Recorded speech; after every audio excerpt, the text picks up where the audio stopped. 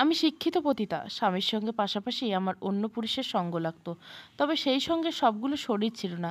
দু একটা শরীর এসেছে, বাকিগুলোতে আসেনি। কথাগুলো বলে নির্লিপ্ত ভঙ্গিতে আমার দিকে তাকিয়ে রইলেন সুনয়না। তারপর ছুড়ে দিলেন প্রশ্নবাণ। কি হে, এটুকু শুনে কি মুখের ভাষা হারিয়ে ফেলছো? তার দিকে তাকিয়ে মৃদু হেসে বললাম, প্রথম থেকে বলেন, শুরু থেকে শুনতে চাই। সিগারেটের বাক্স থেকে একটি সিগারেট তুলে নিয়ে তিনি ধরালেন। তারপর বললেন, আমি এক রক্ষণশীল পরিবারের জন্ম নিই। ছোটবেলা থেকে আমাকে ধর্মীয় অনুশাসন মেনে চলতে হতো। নামাজ, ওয়াক্ত, কোরআন শরীফ পর্দা করা ও সব সময় পরপুরুষের সামনে না যাওয়া সবই মেনে চলতে হলো। সব পুরুষের সঙ্গ ত্যাগ করার জন্য বাবা আমাকে 5 বছর বয়সে ভর্তি করিয়ে দিলেন মাদ্রাসাতে। তারপর থেকে সম্পূর্ণ ইসলামিক দৃষ্টিভঙ্গি চলছিল আমার জীবনে। তারপর আমি যখন নবম শ্রেণীতে পড়ি, তখন থেকে জীবনের পরিবর্তন শুরু হলো। এটুকু বলে চুপ করে গেলেন তিনি। সিগারেটের লম্বা টান দিয়ে উপভোগ করছিল আমার কৌতূহলী সত্তাকে। তারপর হঠাৎ থেমে যাওয়া প্রচণ্ড মেজাজ খারাপ হলো। মেজাজ ঠান্ডা করতে আমি একটি সিগারেট ধরালাম। আমার অবস্থা কিছুটা আন্দাজ করতে পেরে তিনি মৃদু হেসে আবার বলা শুরু করলো। একটা মাদ্রাসা ছুটির পর হুজুর আমাকে থাকতে বললেন। আমি ছুটির পর থেকে গেলাম। চারিদিকে নীরব। মাদ্রাসায় হুজুর আর আমি ছাড়া কেউ নেই। তারপর যা হবার, প্রথমবারের মতো আমি পুরুষের শরীরের স্বাদ পেলাম। যদিও সেটাকে স্বাদ বলার চেয়ে ধর্ষণ বলা উচিত, কেননা আমি তখন মোটেও এটার জন্য প্রস্তুত ছিলাম না। ভয়ভীতি দেখে আমার শরীর উপভোগ করার পর হুজুর বলে দিয়েছিল, এভাবে যতদিন ডাকবো আসবি, আর কাউকে কিছু বললে তোকে এক্কেবারে মেরে ফেলবো। ভয়ে প্রচণ্ড মানসিক চাপে কাটছিল আমার সময়গুলো। বাসার কারোর সাথে বন্ধুত্বপূর্ণ সম্পর্ক না থাকায় বলতে পারছিলাম না। পাশাপাশি বাধ্য হয়ে শরীরটা ভোগ করতে দিতে হতো। সে এক ভয়াবহ সময়। পরিস্থিতি আরও খারাপ হলো কিছুদিন পর। একদিন এরকম ছুটির পর হুজুর রুমে নিয়ে আমার সাথে মিলিত হচ্ছিল, ঠিক সে সময় আরেক হুজুর দেখে পেলেন। সবচেয়ে দুর্ভাগ্যের বিষয়, তিনি আমার বাবাকে বললে হয়তো আমি কোনোভাবে এ অত্যাচার থেকে মুক্তি পেতাম, কিন্তু তা হলো না। তিনি আমার উপর শারীরিক অত্যাচার শুরু করলেন। এভাবে নবম শ্রেণী থাকতে প্রায় 5-6 জন হুজুরের কাছে শরীর বিলিয়ে দিতে বাধ্য হয়েছি। আমার উপর মানসিক অত্যাচার ঠিক কতটা হয়েছিল তা বলে বোঝাতে পারবো না। লম্বা দাড়ি আর পাঞ্জাবি দেখলে আমার ভয় হতো। এর মধ্যে আমার এক আত্মীয় এসব জেনে আমাকে ভয় দেখিয়ে শারীরিক সম্পর্ক করতে বাধ্য করে, এবং সেদিনই সর্বনাশ ঘটে আমার। আদৌ কি সর্বনাশ না মুক্তির পথ খুলে যায়, তা একটু পরেই জানবে। আমি ঋতুময়ী হয়েছি অষ্টম শ্রেণীতে। অন্যরা সবাই প্রতিরোধক ব্যবহার করছিল, কিন্তু আত্মীয় তা করেনি। ফলাফল পেটে সন্তান এসে গেল। তারপর যা হয়, প্রচণ্ড মানসিক চাপে ছিলাম। এর মধ্যে বাবা আমার সন্তান নষ্ট করে বিবাহ দেওয়ার চেষ্টা করে, কিন্তু কে করবে এই মেয়েকে বিবাহ? সম্ভবত ঠিকই তখন স্বয়ং আল্লাহ এসে বাঁচিয়েছেন। বাবা হাল ছেড়ে দিয়ে যখন বের করে দিলেন, সমাজ তখন আমাকে তাড়িয়ে দিবে বলে সিদ্ধান্ত নিল। পতিতালয় ছাড়া আর কোনো জায়গা আমার জন্য ছিল না। ঠিক তখনই হাত বাড়িয়ে দেয় রহিম। আমার বাবাকে সে বিয়ের প্রস্তাব দেয়। বাবার থেকে কোনো কিছু না ভেবে সাথে সাথে রহিমের সাথে বিয়ে দিয়ে আমাকে বাসা থেকে বিদায় করে। এটুকু বলে দম নিল সুনয়না। তারপর আমাকে বললেন, চা খাবে? আমি বিনা বাক্যে ব্যয় করে মাথা নাড়িয়ে জানালাম, খাবো। তিনি আমার দিকে হেসে বললেন, তাহলে বাকিটা চা খেতে খেতে বলছি। তারপর উঠে চলে গেলেন রান্নাঘরের দিকে। আর আমি বাকশূন্য হয়ে ভাবছি, কত বিচিত্র প্রতিটি মানুষের জীবন, অথচ আমরা ভাবি সবাই আমাদের চেয়ে দুঃখী, আমাদের চেয়ে বেশি বেশি কষ্টে কখনো সয়নি। অবশেষে পতিতাবৃত্তির পেশায় আমার আগমন ঘটল, পূর্বের শরীর দেওয়া নিতান্ত পরিস্থিতির শিকার কারণে। কিন্তু এবার অর্থের বিনিময়ে আমাকে শরীর দিতে হতো। কথাগুলো বলে চায়ের কাপে চুমুক দিল সুনয়না। আমি অবাক হয়ে জিজ্ঞেস করলাম, রহিম আপনাকে বিয়ে করলো? তাহলে আপনি পতিতাবৃত্তি পেশায় কীভাবে যোগ দিলেন? তিনি চায়ের কাপে আর এক চুমুক দিয়ে বললেন, রহিমকে বিয়ে করার পর ভেবেছিল কলঙ্কের দাগ মুছে নতুন আর এক অধ্যায়ের নতুন হবে জীবনের। ঠিক আমার জীবনের নতুন অধ্যায় শুরু হলো, তবে সেটা আরও বেশি কলঙ্কের। আমি অবাক হয়ে বললাম, কীভাবে? ও আমার দিকে হেসে বলল, রহিম আমাকে পতিতাবৃত্তির পেশায় নামিয়েছিল। আমার বিস্ময় আরও বাড়তে লাগলো। সুনয়না সম্ভবত তা বুঝতে পেরেছিল, তাই আর ভনিতা না করে বলা শুরু করলো। রহিম ছিল ঢাকার এক গরিব রিকশাচালক। তার টিনের ছোট্ট ঘরে আমি সহ ছিল আরও দুজন, রহিম, রহিমের বড় বউ আর আমি। রহিম রিকশা চালাতো এবং তা দিয়ে সংসার চলতে বড়ই কষ্ট হতো। রহিমের বড় বউ ঝিয়ের কাজ করতো, পাশাপাশি সংসার দেখতো, আর আমি পতিতাবৃত্তি করতাম। রহিম অতিরিক্ত অর্থের নেশায় আমাকে বিয়ে করেছিল আমার শরীরের বিনিময়ে অর্থ উপার্জনের জন্য। প্রতি রাতে ও খদ্দের নিয়ে আসতো ঘরে। এক রুমে ওরা থাকতো, আর এক রুমে খদ্দেরের মনোরঞ্জন করতাম আমি, আর এর বিনিময়ে পাওয়া অর্থ দিয়ে আমার থাকা খাওয়া ও রহিমের সংসার চলতো। এরকম এক অবস্থায় এসে যাওয়ার পর আমার আর বেঁচে থাকতে কোনো ইচ্ছে ছিল না। আমি চূড়ান্ত সিদ্ধান্ত নিয়েছিলাম আত্মহত্যা করব। তারপর শেষবারের মতো যেদিন পতিতাবৃত্তির সমাপ্তি ঘটব, সেদিন সব কিছু বদলে গেল। এটুকু বলে চুপ করে গেলেন সুনয়না। আমি আবার অস্থিরতা ধরে না রাখতে পেরে বললাম, দয়া করে থামবেন না, বলতে থাকুন। মৃদু হেসে তারপর সুনয়না বলল, সেদিন আমার কাছে রহিম যে খদ্দের নিয়ে এসেছিল, সে শরীরের জন্য এসেনি, সে এসেছিল পতিতাদের জীবন কেমন হয়, তারা কেন এ পেশায় আসে তা জানতে। তাকে আমি আমার জীবনের সব ঘটনা বলি। সম্ভবত ব্যতিক্রম মানুষ পাওয়ার পাশাপাশি শেষ রাত ভেবে সব কিছু উগরে দেওয়ার ইচ্ছে ছিল, তাই বললাম।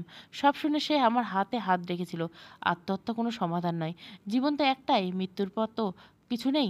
আর আপনি ধর্মের বিধান মেনে চলেন, তবে সে অনুসারে জাহান্নামে আপনার একমাত্র জায়গা। ওখানে তো শান্তি পাবেনই না, তাই না? তার কথা শুনে আমি কি বলবো বুঝতে পারছিলাম না। সে ভুল কিছু বলেনি। তারপর সে আবার বলতে শুরু করলো, জীবনে একটি যাত্রা, আপনাকে আপনার গন্তব্যে যেতে হবে, তাই না? আপনি হেঁটে যান বা উড়ে যান, যেভাবেই যান যান, যে যাত্রায় ময়লা তো লাগবে। গন্তব্যে পৌঁছাতে গেলে ধুলো ময়লা মুছে ফেললেই তো হলো। ধুলো লেগেছে বলে যদি বসে থাকেন তাহলে কি হবে? আমি তার কথা শুনে কিছুটা আশা পেলাম। বরং তাকে বললাম, আপনি বলেন আমি কি করব? যে আমাকে উপদেশ দেওয়ার ভঙ্গিতে বলল, যেরকম চলছে চলতে দিন, ধুলো লাগতে 3 দিন থেমে যাবে না। শুধু সব কিছুর পাশাপাশি পড়ালেখা শুরু করুন, শিক্ষিত হন, তারপর যেদিন নিজের ব্যবস্থা নিজেই করে ফেলতে পারবেন সব কিছু ছেড়ে দিয়ে চলে যাবেন। আর একটা কথা সবসময় মনে রাখবেন, অতীতের দিকে ফিরে শিক্ষা নিতে পারেন, কিন্তু অতীতের কথা ভেবে থেমে যাবেন না। এই বলে সে সেই রাতের মতো চলে গেছিল, কিন্তু তার কথা আমার জীবনের দৃষ্টিভঙ্গি বদলে গেল। তারপর বদলে যেতে লাগলো আমার জীবন। এটুকুতে থেমে গেলেন সুনয়না। তারপর অতীতে ফিরে গেলেন। তারপর আমাকে বললেন, অদ্ভুত তাই না? জীবনটার জন্য আমার শরীর পেয়েছে, অথচ শরীরটার জন্য আমার জীবনটা বিলিয়ে দেই। তার কথায় মুগ্ধ হয়ে কি বলবো সেই ভাষায় হারিয়ে ফেলছি। তারপর আমার মাথায় আসলো সমরেশের সাতকাহন উপন্যাসের সেই কথাটি, জীবনের জন্য শরীর, শরীরের জন্য জীবন না। এবং তখনই বুঝতে পারলাম এই মহিলা বাংলা সাহিত্যের খোঁজ রাখেন। অবশেষে পতিতাবৃত্তি পেশার আমার আগমন ঘটল। পূর্বের শরীর দেওয়া নিতান্ত পরিস্থিতির শিকার, কিন্তু অর্থের বিনিময়ে আমাকে শরীর দিতে হলো। আমাকে বলে চায়ের কাপে চুমুক দিতে আমি অবাক হয়ে গেলাম। জিজ্ঞেস করলাম, রহিম মিয়া আপনাকে বিয়ে করলো, তাহলে আপনি পতিতাবৃত্তির পেশায় কিভাবে যোগ দিলেন? তিনি চায়ের কাপে আরেকবার চুমু করে, অন্ধকারে পুরুষের স্বাদ মেটানো আর সকাল থেকে সন্ধ্যা পড়ালেখা, এইভাবে চলছিল আমার দিনকাল। কোনো কিছু নিয়ে হইহুল্লোড় না করা, পড়ালেখার বিষয়ে রহিম আমাকে কোনো বাধা দেয়নি। তবে আমাকে দেখে হিংসে হতো ওর বড় বউয়ের। ওর কাছে নানা কুকথা বলতো আমার নামে। রেগে যখন রহিম তেড়ে আসতো আমাকে মারতে, ঠিক তখনই আমি বলতাম, পতিতার আবার কিসের সম্মান? আর ঠিক এ কথায় টনিকের মতো কাজ হয়ে যেত। সেই নবম শ্রেণী থেকে পড়ালেখা শুরু করলাম আবার। এই জীবনটাকে এতটাই ঘৃণা করতাম যে মনে হচ্ছে প্রাণে আঁকড়ে ধরেছিলাম পড়ালেখার মাধ্যমে বড় হতে হবে। তারপর একে একে স্কুল কলেজ গণ্ডি পার হলাম। এর মধ্যে রহিমের লোভ বাড়তে লাগলো। সে আমাকে সম্ভবত আর পড়াতে দিতে চাচ্ছিল না, তাই দিনেও সে খদ্দের পাঠানো শুরু করলো। দিন ও রাতের ধকল শেষে আমার সামর্থ্য থাকতো না পড়ালেখার করার। এর মধ্যে আবার 3 কি 4 দিন পর পর আমার বিশ্ববিদ্যালয়ের পরীক্ষা, তাই বাধ্য হয়ে রহিমের ঘর থেকে বের হয়ে গেলাম। প্রতিদিনের জমানো 10-20 টাকা 4 বছর ধরে 20,000 টাকায় পরিণত হলো। অনেক কষ্টে লুকিয়ে রেখেছিলাম টাকাগুলো। সেই টাকা দিয়ে লুকিয়ে কিনেছিলাম বিশ্ববিদ্যালয়ের ফর্ম। প্রয়োজনীয় সব বই খাতা নিয়ে চলে এলাম আমার কলেজের বান্ধবী রুনুর কাছে। রুনু আমার অবস্থা জেনেও থাকতে দিল। 3 দিন পর একসাথে পরীক্ষা দিতে গেলাম। পরীক্ষার শেষে জমানো টাকা থেকে 5,000 টাকা খরচ করে উঠে গেলাম রুনুর পরিচিত বান্ধবীর মেচে। সুনয়নার কথা শুনে আমি থামিয়ে দিয়ে জিজ্ঞাসা করলাম, রহিম আপনার খোঁজ নেয়নি? এটুকু দম নিয়ে তিনি বললেন, ওর ঘর থেকে কিছু চুরি করে আনিনি বলে বোধহয় আমার খোঁজ নেয়নি, অথবা একজন গেলে আরেকজন আসবে এই ভেবে হয়তো খোঁজ নেয়নি। কোনো কারণ আমি স্পষ্ট জানি না। আমার প্রশ্নের উত্তর দিয়ে একটা সিগারেট ধরলেন সুনয়না। আমি কৌতূহল উগরে দিয়ে বললাম, বাকিটুকু তাড়াতাড়ি বলুন, আমি আর অপেক্ষা করতে পারছি না। আমার দিকে তাকিয়ে সুনয়না লম্বা একটা সিগারেটে টান দিল সুনয়না। তারপর বললেন, 5,000 টাকা করে যদি প্রতি মাসে খরচ হয়, আর আমি যদি কোনো কাজ না করি, তাহলে 3-4 মাসে আমার সব কিছু গুছিয়ে আবার রাস্তায় নামতে হবে। আমার কাজের খুব দরকার। এর মধ্যে পতিতাবৃত্তি নামার আমার ইচ্ছে ছিল না। যা একবার ছেড়ে দিছি তাতে আবার ফিরে যাব কেন? আর ওটাই করি তাহলে এতদূর আসলাম কেন? তাই অন্যদিকে চেষ্টা করছিলাম। স্কুল কলেজের ফলাফল ভালো হয়, শিক্ষকদের পরিচিত ছিল, ফলে স্কুলে কলেজ একবার দুবার দেখা দিতেই টিউশনি পেয়ে গেলাম। শুরুর দিকে পেলাম 2টো টিউশনি, সব মিলিয়ে 6,000 টাকা পাই। এ দিয়ে কী হয়? মাথা গোঁজার ঠাঁইটা শুধু পোক্ত হলো। এর মধ্যে বিশ্ববিদ্যালয়ে ফলাফল বের হলো। বিশ্বাস করবেন কিনা জানি না, রূপকথার মতো অনেকটা ফলিত পদার্থবিজ্ঞানের বিভাগে ভর্তি হওয়ার সুযোগ পেয়ে গেলাম। তারপর আর কি, জমানো সব টাকা খরচ করে ভর্তি হয়ে গেলাম। এর মধ্যে বিশ্ববিদ্যালয়ের ছাত্রী হওয়ার সুবাদে টিউশনি আসতে লাগলো প্রচুর। সব মিলিয়ে ঠিক করলাম 4টির বেশি টিউশনি করব না। আগে সব টিউশনি ছেড়ে বেছে বেছে 4টি টিউশনি নিলাম। 4টি থেকে সব মিলিয়ে 30,000 টাকা পেতাম। ক্লাস শুরু হওয়ার কিছুদিনের মধ্যে হল সিট পেয়ে গেলাম। খরচও অনেকটা কমে গেল। আস্তে আস্তে জীবন বদলে যেতে লাগলো। কিন্তু আবার একটা ধাক্কা খেলাম। আমি অবাক হয়ে বললাম, আবার?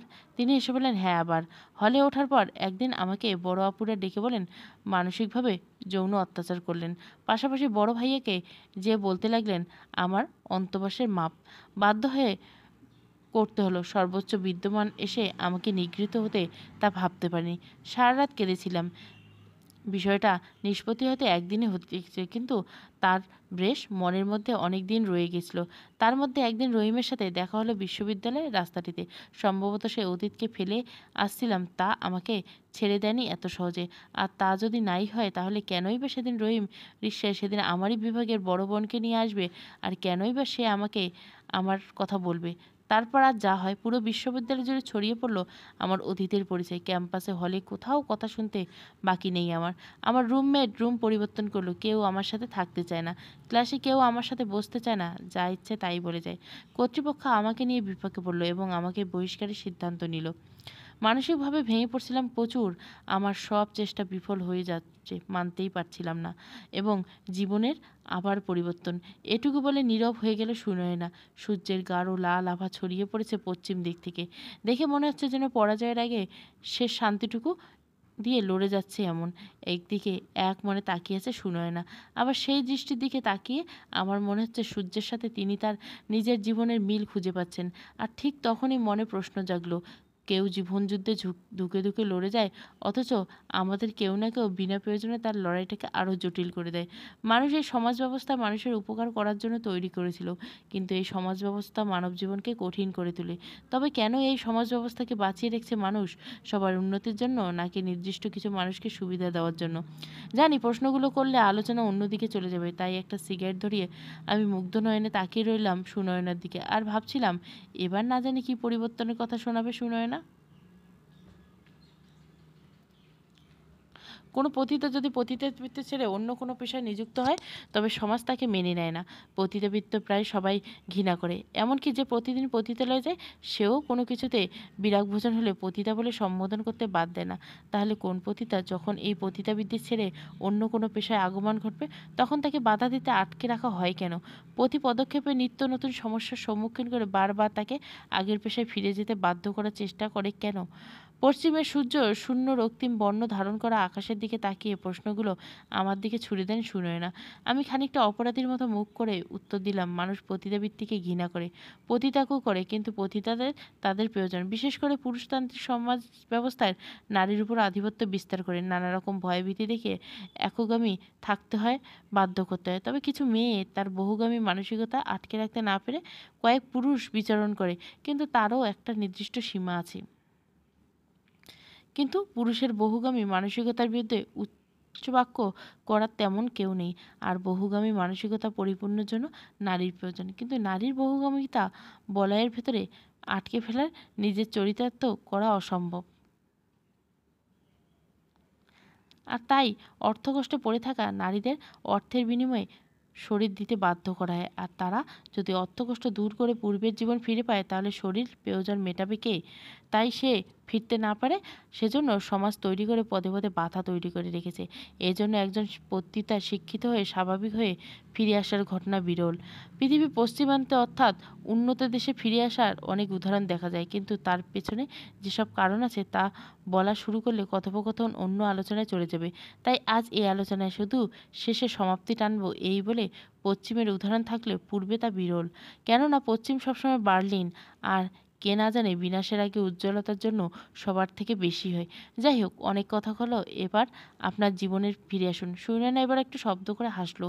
তারপর বললেন, বিশ্ববিদ্যালয় থেকে সম্ভবত আমি বহিষ্কার হয়ে যেতাম, কিন্তু সে সময় বাংলা বিভাগের সভাপতি আমার হয়ে একাই লড়ে যান। তার কারণে আমি বহিষ্কার হওয়া থেকে বেঁচে গেলাম। তবে আমাকে হল ছেড়ে বের হতে হলো।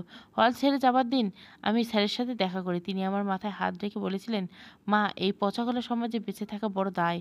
তুই এই পচাগলা সমাজের বিরুদ্ধে একাই লড়ে যাচ্ছিস, কখনো হার মানিস না, এগিয়ে যা। এই পচাগলা সমাজকে তোর দরকার পড়বে না, কিন্তু এই সমাজ তোকে দরকার পড়বে।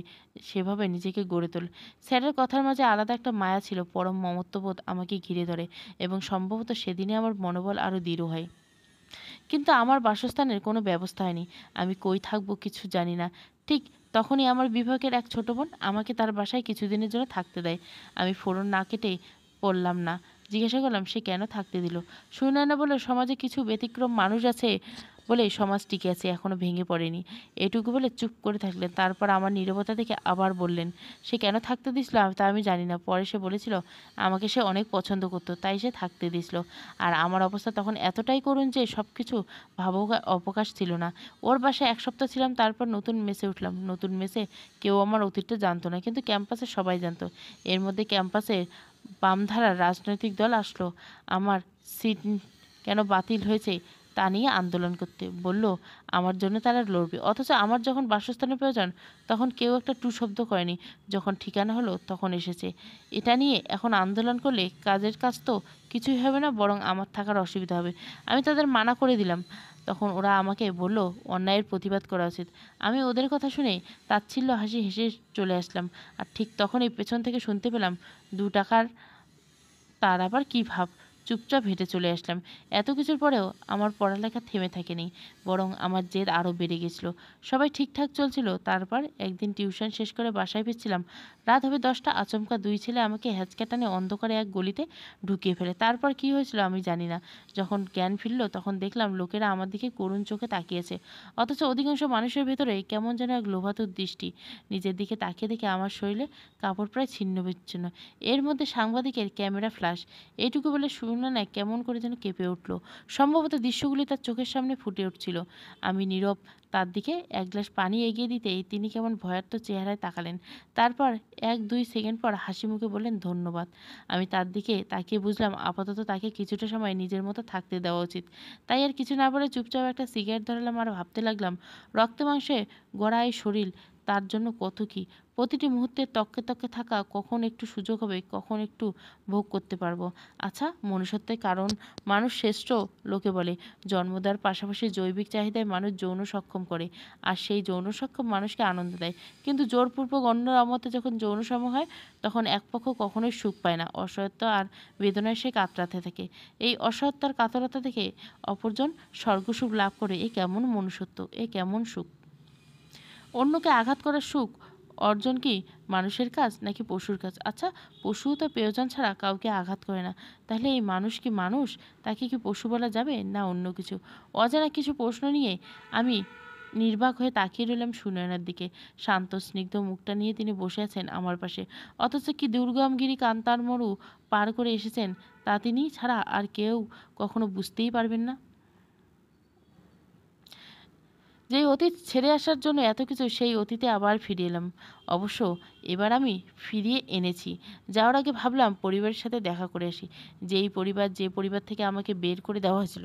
সুনয়নার কথাগুলো আমাকে বিস্মিত করলো। আবার সেই পরিবার, মুখ থেকে ছিটকে বেরিয়ে এলো কথাটি। সুনয়না হেসে বলে, হ্যাঁ, তবে জানো, এবার ওই পরিবারে আমার অতীত ফেলে দিতে সাহায্য করেছে। কিভাবে? সুনয়না ভনিতা না করে বলা শুরু করলো, রহিমের কারণে বাবা মা আমার অবস্থা জেনে গেছিল। তাদের মনের মধ্যে অপরাধবোধ কাজ করছিল, যার ফলাফল আমার সামনে আসতে পারেনি।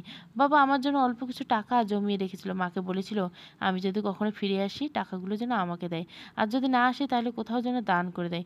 আমি ফোড়ন কেটে বললাম, মাকে দিলেন কেন? বাবা নিজেই তো দিতে পারতেন।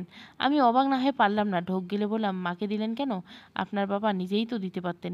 শুনে একটা চুপ থেকে বললেন, বাবার মৃত্যুর আগে কথাগুলো মাকে বলে গেছিল। বাবা আমাকে প্রচণ্ড ভালোবাসতেন, আমি জানি তিনি এই অপরাধবোধের কারণে মারা গেছিলেন। আর তার প্রাচিত্যের অর্থগুলো আমাকে বোস্টন যেয়ে প্রথমে বিপদে পড়ার হাত থেকে রক্ষা করে। এটুকু বলে থামলেন সুনয়না, একটা সিগারেট ধরলেন, তারপর আমার নীরবতা থেকে আবার বলা শুরু করলেন, জানো, এই যেই বাবা ধর্মের প্রতিটা নিয়ম মেনে চলতো, সেই বাবা মাকে বলে গেছিল আমি যেন আমার মন মতো চলি সবসময়। তারপর আর কি, বোস্টনে মাস্টার্স পাশাপাশি কাজ, এরপর সেখানে এক ছেলের সাথে প্রণয়, প্রণয় থেকে বিয়ে। কিন্তু ছেলেটা বহুগামী ছিল, আমার শরীর নিয়ে বাছবিচার ছিল না। বারে যেত, ড্রিঙ্ক করতাম, যেখানে পছন্দ হলে মিলিত হয়েছি, আবার পরের দিন স্বামীর সাথেও শুয়েছি। জানি পৃথিবীর পূর্ব প্রান্তে এইটি জঘন্য অপরাধ, কিন্তু পশ্চিমে অতি স্বাভাবিক। পশ্চিমে অপরাধ হলে জামাইকে না জানিয়ে শোয়া, তবে সবার ক্ষেত্রে না। একগামীর ক্ষেত্রে অন্যর সাথে মিলিত হলে সম্পর্ক থাকে না, তবে যেটা মিউচুয়ালি ভেঙে যায়। এতটুকু বলে সুনয়না চুপ হয়ে গেলেন। তারপর বললেন, কি হে, আমার স্বামীকে খারাপ ভাবছো? আমি স্মিত হেসে বললাম, না, এক একটি সম্পর্ক এক এক রকম। যতটুকু আমার সাথে থাকা হয় ঠিক ততটুকু সময়কে সত্য ধরে, অতীত ভবিষ্যৎ ভুলে চলতে থাকে কিছু সম্পর্ক। আপনাদের সম্পর্ক ঠিক তেমন। সুনয়না কিঞ্চিত বিস্মিত হয়ে বলছে, ঠিক ধরেছ। তারপর বললাম, জানো, আমাদের সম্পর্ক এখন আর নেই। আমি স্বাভাবিক বলে, হ্যাঁ হ্যাঁ জানি, প্রতিটা সম্পর্ক একসময় পুরাতন হয়ে যায়। পুরাতন হয়ে যাওয়ার সেই সম্পর্ক যতটা না ভালো লাগে, তার চেয়ে বেশি থাকে অভ্যাস আর দায়বদ্ধতা। আপনাদের সম্পর্কে অভ্যাস যেমন নেই, দায়বদ্ধতাও নেই, তাই আপনারা আর সাথে থাকেন না। শুনে না এবার খানিকটা অবাক হলেন। তারপর বললেন, পিএইচডি শেষ করার পর আমি ওই বিশ্ববিদ্যালয়ে শিক্ষক হওয়ার সুযোগ পাই, কিন্তু আমার ইচ্ছে ছিল না বাংলাদেশে ফিরে আসার। তাই ৩ বছর সেখানে শিক্ষকতা করার পর ঢাবিতে অ্যাপ্লাই করি, আর আমি ডাক পাই। যে বিশ্ববিদ্যালয় থেকে আমাকে বের করে দেওয়া হয়েছিল, কথা ভাবা হয়েছিল, সেই বিশ্ববিদ্যালয়ে আমি শিক্ষক হিসেবে ফিরে আসি। তারপর থেকে এই ফ্ল্যাট, এই পাঠাগার, এই বিশ্ববিদ্যালয়, এই সিগারেট আমার নিত্যদিনের সঙ্গী। সুনয়নার জীবনের গল্পের শেষ হওয়ার পর আমি সেদিনের মতো বিদায় নিয়ে চলে আসি। নারী সমাজের প্রতিটি পদে পদে বাধা থাকায় অনেকে মাঝপথে হার মেনে যায়। তাদেরকে অনুপ্রাণিত করতে চেয়েছি এই লেখা, কিন্তু দুর্ভাগ্য সেই সাহসটা সুনয়না দিয়ে গেছিল, তা তিনিই নষ্ট করে দিয়েছিলেন। কেননা এই কথোপকথন 4 মাস পর সুনয়না আত্মহত্যা করেন। জীবনযুদ্ধে তিনি সবচেয়ে বেশি আঘাতপ্রাপ্ত হয়ে লড়ে গেছেন। তিনি সব কিছুর পেয়ে আত্মহত্যার পথ বেছে নিয়েছিলেন। চারদিকে দলা পাকাচ্ছিল, সুনয়না কেন আত্মহত্যা করবে? তিনি খুন হননি তো? তাকে খুন করায় আত্মহত্যা বলে সাজানো হয়নি তো? এসব তর্ক বিতর্কে না গিয়ে আমি আমার মতো করে বুঝে নিয়েছিলাম, যে নিঃস্ব, যে সব কিছু হারিয়ে ফেলে, সে হয় হারিয়ে যায়, না হয় সারা জীবন পাওয়ার চেষ্টা করে। কিন্তু যে সব কিছু হারিয়ে ফেলে সব কিছু পেয়ে যায়, তার পাওয়ার জন্য কঠোর সংগ্রাম পাওয়া হয়ে গেলে সমাপ্ত হয়, তখন ভোগ ছাড়া আর কিছুই থাকে না। কিন্তু যে সংগ্রাম করতে করতে এতটাই অভ্যস্ত হয়েছে, সে ভোগে সুখ পায় না। সুনয়না সব কিছু পাওয়ার জন্য সংগ্রাম করেছিল, তারপর সব পেয়ে গেলেন। পাওয়ার পর আর কোনো সংগ্রাম বাকি নেই, যার ফলাফল ভোগে সুখ পাচ্ছিলেন না। বেঁচে থাকার জন্য কিছু খুঁজছিলেন, কিন্তু কিছুই আর বাকি নেই। আর এই নেইটা তাকে শূন্য করে দিয়েছিল। শূন্য যে এতটাই বিষণ্ণ হয়ে গিয়েছিল, সে তার আর বেঁচে থাকার ইচ্ছেটাই চলে গেছে, যার ফলাফল অস্তিত্বহীন। অনন্ত হননের কারণে সুনয়নের উদাহরণটা ফিকে হয়ে যেতে পারে, কিন্তু তার জীবন সংগ্রাম তো মিথ্যে হতে পারে না। এই সংগ্রাম প্রতিটা সংগ্রামী নারীর মাঝে সংগ্রামী মানসিকতা আরও শক্তি দিবে, এগিয়ে যেতে সাহায্য করবে। তাই সুনয়নাকে নিয়ে আমি লিখতে বসলাম। আমি জানি এই গল্পের জন্য আমাকে অনেক কথা শুনতে হবে। তারপর কেউ কাঁচা হাতের লেখা, কেউ অনুপ্রাণিত হয়, তবে সেটা আমার আর সুনয়নার দুজনের প্রাপ্তি। তবে প্রাপ্তির খাতাটা আমার চেয়ে বেশি সুনয়নের প্রাপ্য। সমাপ্ত। শিক্ষিত পতিতা। গল্পটা ভালো লাগলে অবশ্যই লাইক, শেয়ার এবং সাবস্ক্রাইব করবেন। Thank you for watching.